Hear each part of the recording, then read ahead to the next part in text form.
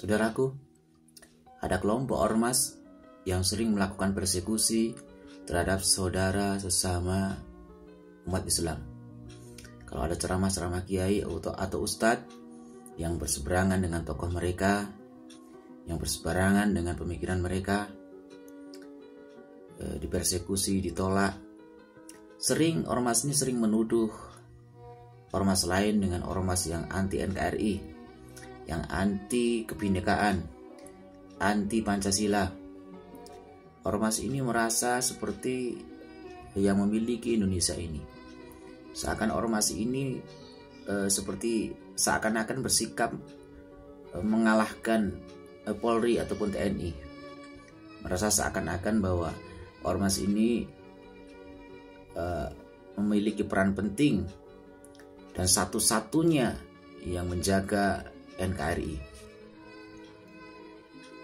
Ormas ini sering menuduh orang lain, menuduh ormas lain yang sesama kaum muslimin, menuduh dengan ormas yang radikal, ekstremis, ya. Tetapi kemudian di saat salah satu anggota daripada ormas ini ditolak, ya, kalau kabar yang sedang viral adalah katanya dipersekusi. Sebenarnya hukum karma. Yang menurut saya pribadi itu hukum karma. Cobalah kita untuk introspeksi diri. Selama ini siapa yang sering menuding saudaranya sendiri, menuding teman sendiri, menuding sesama anak bangsa dengan tuduhan radikal, ekstremis, ya, hanya karena beda pandangan politik, hanya karena beda pilihan presiden misalnya. Dan ormas ini selama ini dikenal sebagai ormas yang sangat dekat dengan penguasa, ormas yang sangat merapat sekali dengan penguasa, sehingga merasa seakan-akan dia memiliki otoritas kebenaran. Kebenarannya hanya ada pada kelompok mereka. Dan itu sangat saya tidak perlu menyebutkan itu, tapi insya Allah semua saudara-saudaraku faham mana yang Al-Fakir maksud. Dan sekarang di saat ada salah satu anggotanya ataupun beberapa anggotanya kemudian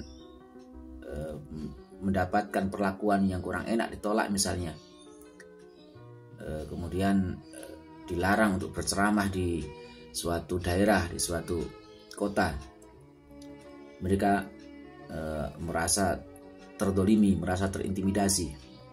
Sebenarnya cobalah kita introspeksi diri. Selama ini apa yang sudah dilakukan kepada saudara sesama kaum muslimin? Kemudian di saat mendapatkan balasan ataupun reaksi, kemudian merasa menjadi orang ataupun ormas yang terdolimi ataupun terintimidasi. Sebenarnya ada istilah hukum tabur tuaya, sopo sinandur mesti bakal ngunduh. Maka saya mengajak kepada saudara-saudaraku semuanya, dari ormas apapun, khususnya ormas-ormas yang berafiliasi ataupun ormas-ormas Islam, kenapa sih kita tidak bersatu? Kita tidak saling membantu, memiliki potensi masing-masing di dalam berjuang, di dalam berdakwah, di dalam menjaga ulama, menjaga saudara kaum muslimin, menjaga Islam, ya. Tidak usah merasa yang paling memiliki negara ini, jangan merasa yang paling besar, mayoritas, kemudian merasa yang paling benar sendiri, sehingga sangat mudah sekali menuduh orang lain sebagai ormas-ormas yang anti kebinekaan, anti Pancasila, anti NKRI, ya. Bahkan di saat ada saudaranya sendiri, ada ormas yang dibubarkan, mereka sangat bahagia, sangat bergembira, menari-nari di atas penderitaan saudaranya sendiri. Tidak ada sesuatu yang tidak ada hukum karmanya, ya. Jadi cobalah kita introspeksi, kita jaga persatuan, kita jaga kesatuan. Musuh kita ini bukan saudara kita sesama kaum muslimin. Sebagai orang Islam, musuh kita adalah orang-orang di luar Islam yang memusuhi Islam, yang tidak menginginkan Islam ini bersatu, yang tidak menginginkan kaum muslimin ini rukun, bersatu, bersinergi, ya. Musuh-musuh kita adalah kaum muslimin musuh-musuh kita adalah orang-orang yang tidak menyukai Islam, orang-orang yang memusuhi kelompok-kelompok yang memusuhi Islam, yang ingin memecah belah persatuan dan kesatuan kaum muslimin, itu adalah musuh kita. Maka sadarlah, dulu pernah sudah terjadi di masa dulu, di zaman tahun pasca kemerdekaan, ya, setelah 45 Indonesia merdeka, berdiri bangsa ini, kemudian muncul pengkhianatan-pengkhianatan, ya, dan dulu sudah muncul partai-partai politik, bahkan berbagai ideologi. Di situ ada Nasakom, ya, ada komunisme, ya, di situ bahkan sempat partai komunis ini memiliki suara yang cukup besar, ya, dan memiliki suara yang besar di parlemen. Kemudian dulu partai komunis ini pernah merapat ataupun pernah berkoalisi lah dengan partai Islam waktu itu. Tapi tujuannya adalah apa? Tujuannya hanya untuk memukul lawan politiknya, atau untuk memukul partai politik yang berasaskan Islam, ya. Tapi kemudian setelah target utamanya, ya, target lawan politiknya tumbang, kemudian yang dulunya dirangkul kemudian dipukul. Sebenarnya ini kita harus jadikan pengalaman bahwa saat ini juga terjadi.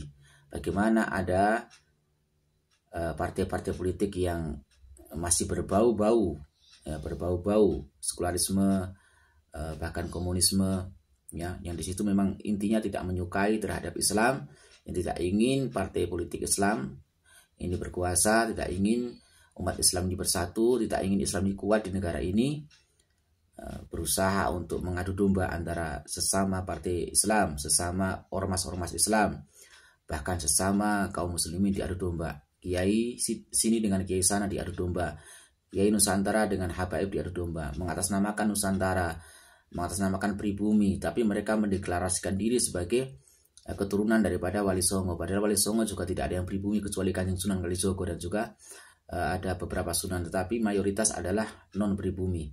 Karena Islam ini dulu disebarkan oleh para Wali Songo, dan para Wali Songo itu bukan asli daripada orang pribumi Indonesia. Mereka tidak mengaca diri, bahkan mereka ada penceramah yang selalu keluar-keluar bahwa kita akan membela bangsa ini. Jangan halangi kami pribumi untuk membela Nusantara ini, untuk membela negara. Seakan-akan para habaib itu dinarasikan sebagai musuh-musuh negara. Padahal hakikatnya itu adalah narasi-narasi sesat, itu adalah penggiringan opini, menanamkan pemahaman kepada masyarakat awam seakan-akan para habaib itu adalah musuh negara, sehingga siapapun yang membela para habaib pada dianggapnya pengkhianat. Sesungguhnya mereka ini yang berkuar-kuar itu adalah mereka lah sesungguhnya pengkhianat negara. Mereka yang mengatasnamakan membela pribumi, membela ulama Nusantara, membela NKRI, sesungguhnya mereka lah pengkhianat NKRI, karena tidak pernah menginginkan Indonesia ini bersatu, bersinergi, tidak ingin umat Islam ini rukun, ya. Jadi mereka mungkin memang ada misi tertentu, ya. Mereka dibayar demi cuan, ya, mungkin, atau demi janji-janji politik, atau janji-janji kekuasaan, atau janji-janji harta secara material, ya. Tapi intinya mereka tidak seperti yang mereka katakan, tidak seperti yang mereka gembur-gemburkan selama ini, teriak-teriakan selama ini, ya, di panggung-panggung mereka mengatakan kami pribumi, kami pembela NKRI, ya. Tapi sesungguhnya mereka adalah pemecah belah NKRI, ya. Mereka lah sesungguhnya para pengkhianat bangsa yang mengatasnamakan NKRI harga mati. Maka saya mengajak kepada kaum muslimin, umat Islam, di akhir zaman ini penuh dengan fitnah, mari rapatkan barisan kita, ya, kita eratkan persatuan dari ormas manapun, kita bersatu membangun negara ini, ya, karena musuh kita bukan saudara kita, sebangsa dan setanah air. Semoga konten singkat ini bermanfaat. Mohon maaf atas segala kekurangan, dan mohon maaf kalau ada yang merasa tersinggung dan tersakiti dengan konten saya, tapi tidak maksud untuk seperti itu. Wallahu a'lam bishawab.